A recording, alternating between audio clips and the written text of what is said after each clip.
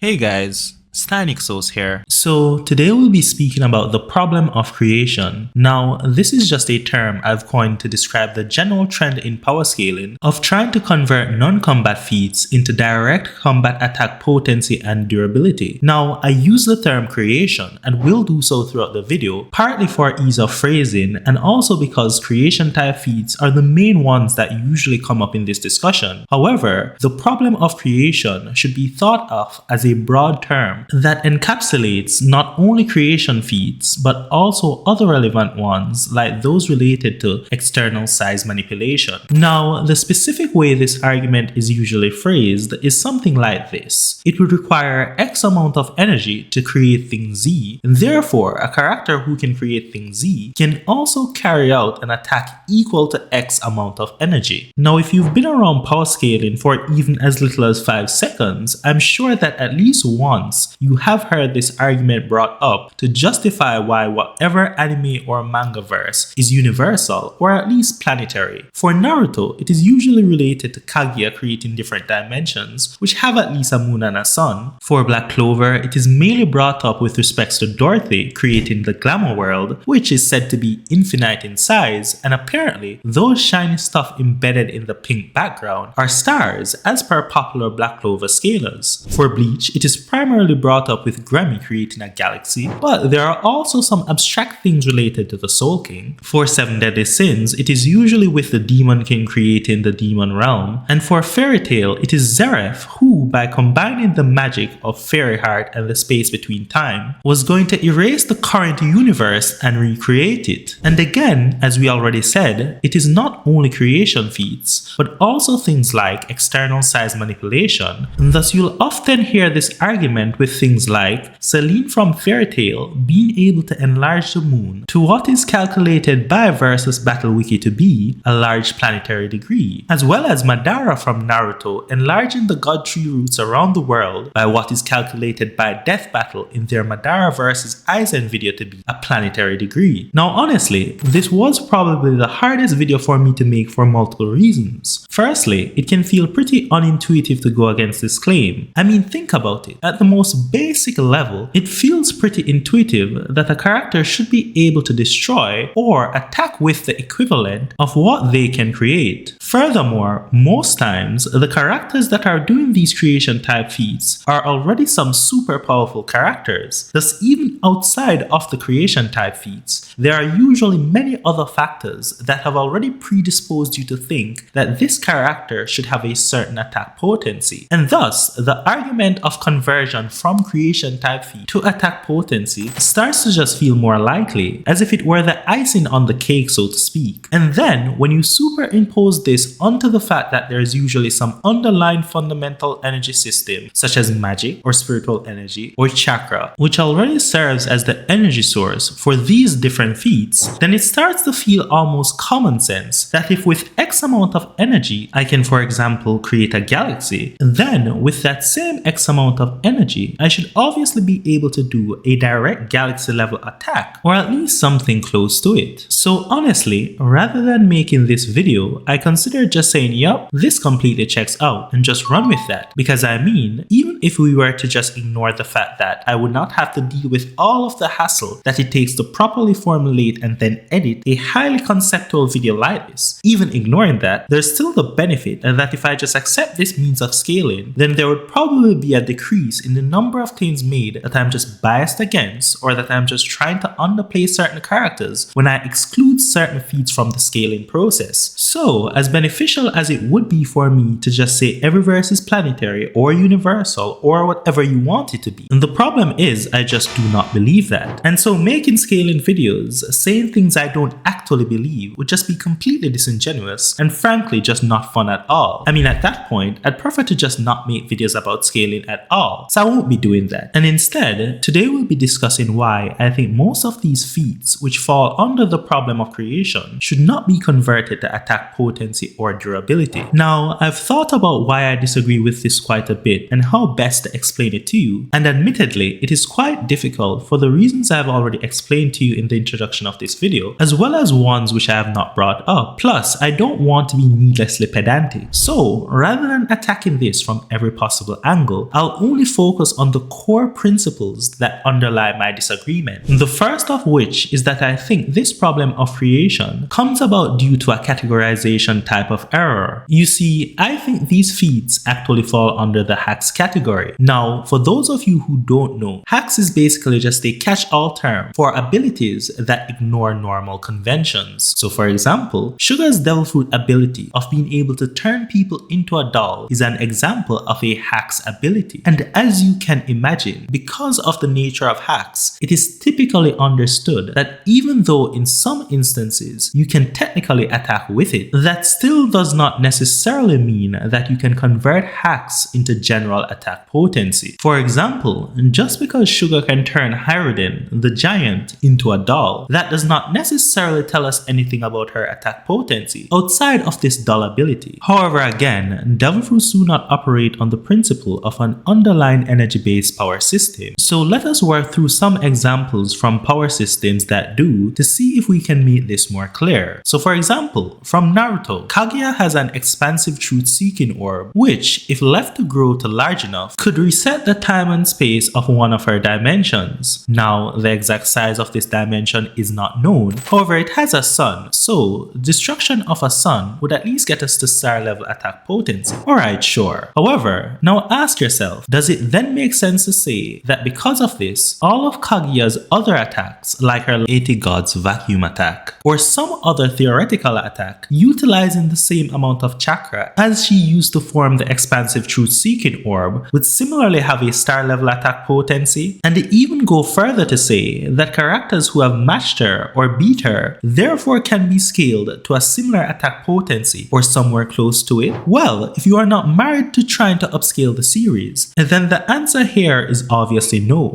Making such a drastic leap, even in the context of an underlying universal energy system such as chakra, makes no sense. And though it may be hard to put into words, the reason it intuitively does not make any sense is because the attack of the expansive truth-seeking orb fits better into the category of Hax. However, you might still feel a bit unsure about this because there are clashing intuitions here about what you feel this character's general attack potency should be versus the seeming discordance in the argument used to get there. So to that, I'd say to you, just take a step back and ask yourself, well, what is one of the main principles behind this function of the truth-seeking orb? And as you would know, it is basically just a juiced up dust release, with the dust release being a disintegration type jutsu that is said to break things down to a molecular level. And because of this, almost anyone in Naruto who gets caught by dust released will be turned to dust. However, now ask yourself, just because Onoki, for example, is able to use this dust release jutsu, which can one-shot almost anyone in the verse, does this mean that we can scale all of Onoki's other attacks, or some other theoretical attack Onoki could do by utilizing the same amount or more chakra than he uses for dust release? Does this mean that we can automatically scale these other attacks to the same or greater than the attack potency of dust release? Again, the answer is fairly obvious here. Of course not. You know that does not make any sense. And the reason you know that, even if you know nothing about scaling or the rigors of reasoning, is because you intuitively understand that dust release is Hax, and thus trying to scale other jutsus or abilities off of dust release does not necessarily make any sense. So given this framework of understanding, it should be clear why it makes no sense to try to convert these other feats, which are likely Hax, to general attack potency. However, though I feel like this categorization or Hax error does indeed play a major role in why I disagree with this, I still feel like it is probably not the most fundamental reason. Because for example, then an endless debate could just spawn about whether some of these feats are truly Hax or not. And separate from appealing to common sense, I do not think there is any satisfactory way to resolve that. So when I dig deeper, I think at the root of everything is just a fundamental disagreement on relying on how much energy a person has access to or can potentially utilize as a surrogate for an actual defined attack potency. And I pretty much laid this out when speaking about the 10 Tails planetary chakra argument, as well as the chakra canon argument in my Luffy versus Naruto video where I said, now the final thing we need to get out of the way is when certain people try to take certain chakra level statements and extrapolate them to absurdity. So for example, in the 4th Great Ninja War, when the sensory ninjas were describing how much chakra the 10 Tails had, they said it had so much that it was like a small planet. Now some people think that they can use this statement about his chakra levels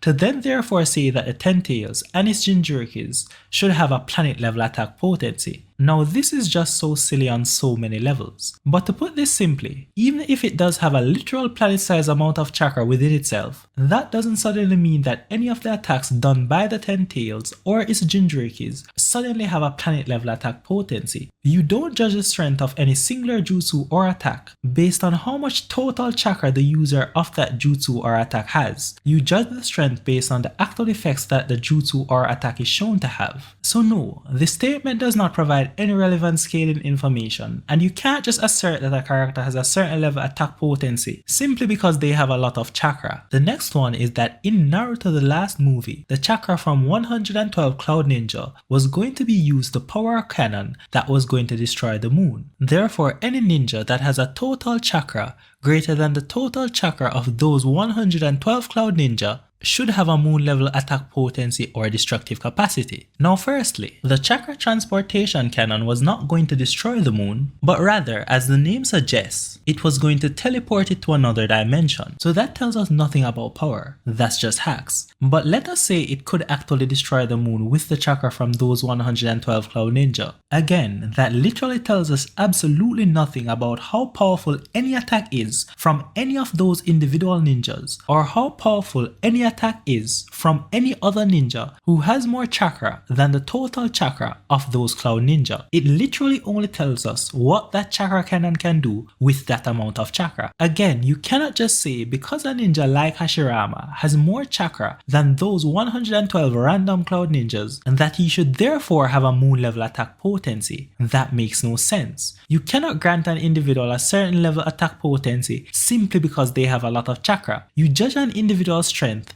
based on what they can do. Now, I do still think that is pretty adequate to explain the point, and this is already pretty much illustrated with examples I've already brought up. Like for example, just because dust release requires X amount of chakra, does that automatically mean that any attack jutsu that utilizes the same amount of chakra will have the same or greater attack potency than dust release? Again, obviously not. However, let us cross verses for a second here and use an example from Fairy Tail, because the point of this video is not to rag on Naruto, but rather it is to show why I disagree with this method of scaling and why I generally don't use it across any anime or manga verse. So let us take a look at Ultir Milkovich, a time magic user from Fairy Tail, whose most powerful spell, Last Ages, is one where she uses up all her magic and even converts her remaining lifespan into magic. And with that, she was able to rewind the time of the entire planet by 1 minute. Again, she's not only manipulating concepts here, but she's doing it for everyone and everything on the entire planet. So if a character who had more magic than her used all the magic they had specifically for a largest possible area of effect attack, surely the physical scale, or at least the attack potency, should be at least planetary, right? Well, let us consider the case of August, the strongest of the 12 Spriggans, and in terms of the original Fairy Tail endgame, the only villains stronger than him were really just Acnologia and Zeref. So Ultir and her magic reserves is obviously much less compared to August. Yet with using literally all of his magic power, even at the cost of his own life, for this area of effect attack, the scale of the attack would only wipe out a country, and even the theoretical calculated attack potency based on its proposed area of effect is stated to only be multi-continental. Now note, I know that August did not actually get to pull off this attack, so the range could have possibly been much larger, but I'm just working with what he said, and I'm sure there is some fan calculation or scaling based on other characters that has this feat's attack potency at solar system level. However, again, the point here is not to say that August is only country level or only multi-continental. The point here is just to once again illustrate that this scaling method of just relying on how much energy a person has access to or could potentially utilize as a surrogate for an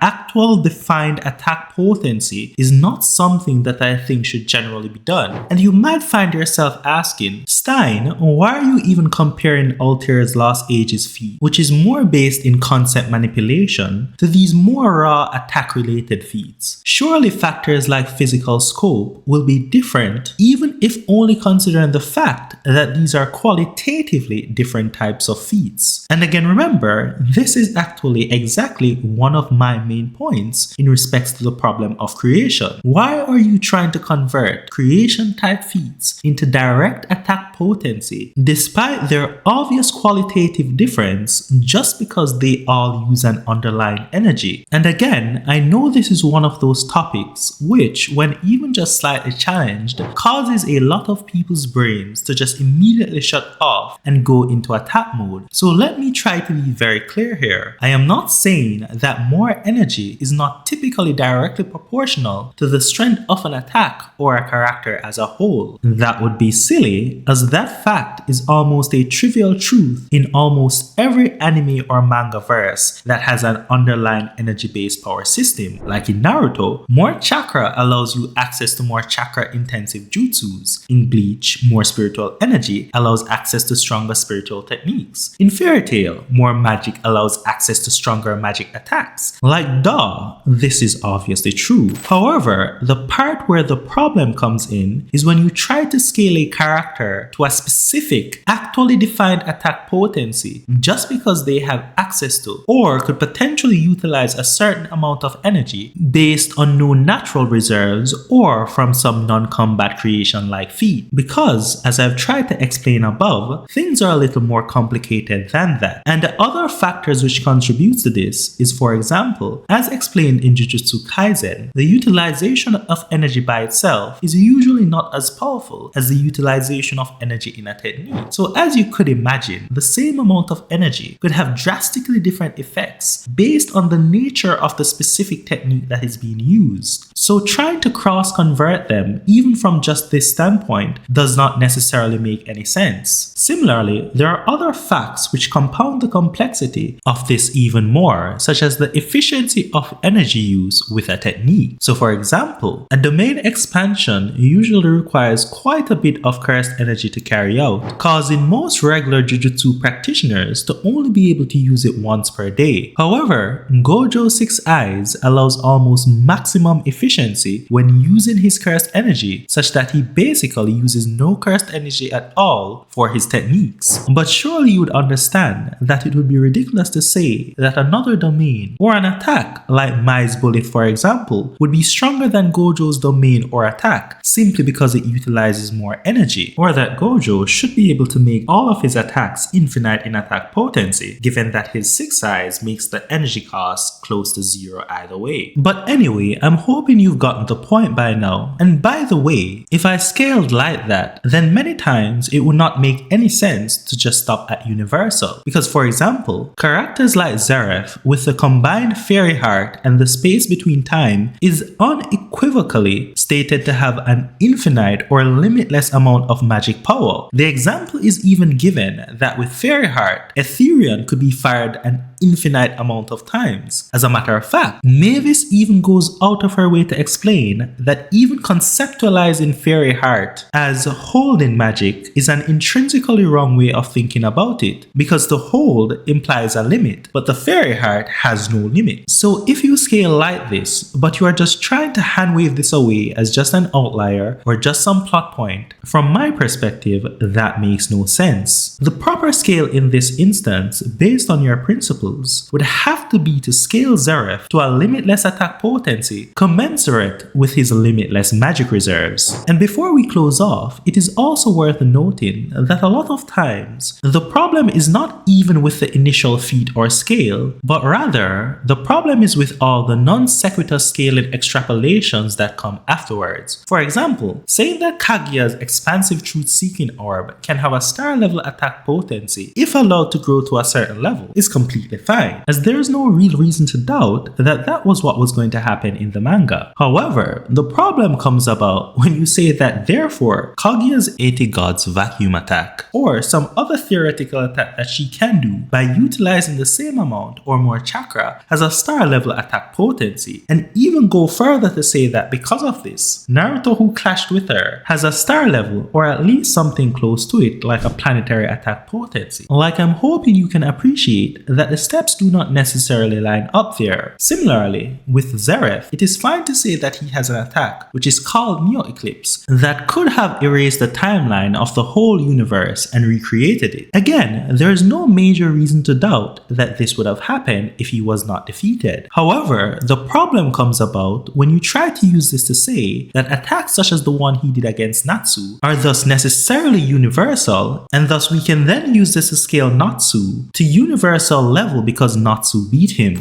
That does not actually follow. Same with saying that Madara can do a planetary level attack because the god tree grew around the world really fast, or that everyone at Selene level or above can be scaled to large planetary because the moon god increased the size of the moon. Like, these statements do not actually follow from each other, and that is one of the major problems. Now, I won't bore you by going through all of these examples, because by now I think you should have a better understanding of why a lot of these feats have been and will be excluded from the scaling process for some of my past as well as some of my future scaling videos. It is not because I have a bias against your favorite series specifically, or because I'm trying to make the series that you perceive I like seem more powerful or win against any other series that you perceive I don't like by downgrading them. No, it is simply because I disagree with some of the principles and methods of scaling used by other power scalers. In my scaling videos, I try to only ever make claims which I honestly believe to be true and supported by the facts as I understand them. And note, I could be wrong on this topic. And like with all other topics, I am open to changing my mind on them if I encounter compelling enough evidence or arguments. However, this is where I currently stand on this topic. And if this makes you think that my videos are completely erroneous to the point of being unwatchable, then that is fine. There are many other scaling channels out there, even popular ones, who make videos that will scale almost any verse you could think of to planetary or universal or to multiversal or to whatever level you think they should be based on a reading of the material that you may agree more with. So they may be a better fit for you. But anyway, that's the video, guys. Let me know what you thought about it in the comment section down below. And of course, don't forget to like and subscribe. But anyway, see you guys next time.